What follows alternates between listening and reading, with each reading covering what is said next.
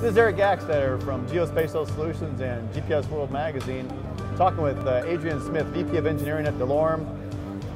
Great to meet you, Adrian. Yeah, nice to talk to you. What do you got this week for at the Esri show? Oh, we're talking about the InReach. It's a satellite communicator that lets people go out into the field and communicate anywhere in the world. Okay. Is it one-way, two-way? No, it's two-way.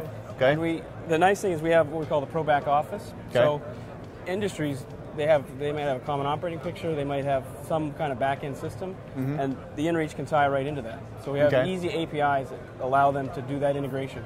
Who's your typical customer, and what would be the usage for, would you say? It might be an oil and gas worker that's working out beyond cell phone range, and so they need to be able to be safe because of lone worker legislation. But they also might have critical data. They might be watching for encroachments on a pipeline. They need to be able to feed that back and have somebody go take care of it.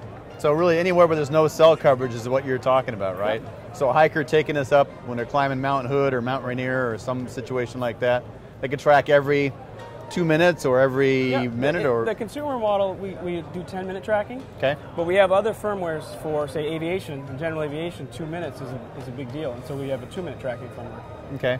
Yep. And what can you interface it to? So it has Bluetooth, and that lets you pair it with an Android or an Apple smartphone. So you've actually done the Apple integration, right? We all know that Apple Bluetooth is a little bit different, right?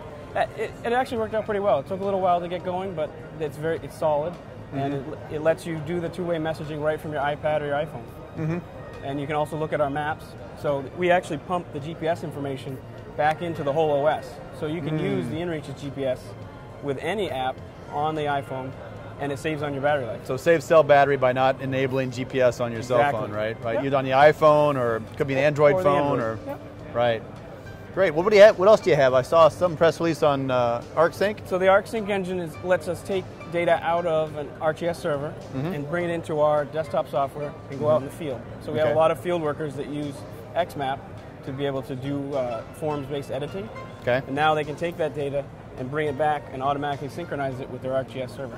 Very good. Yeah. So, and the forms let companies build specific business processes.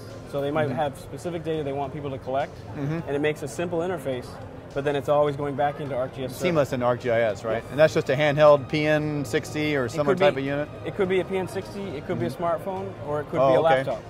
Okay. So typical customer there would be what, utility companies or anybody doing sort of feature attribute mapping with GPS? It's anybody that goes outside of cell phone coverage. It's anybody that goes where the pavement ends. So they might be managing utilities, pipelines. So that's a big market for us. Very good. Hey, great talking to you. Yeah, nice to talk to you. Alrighty.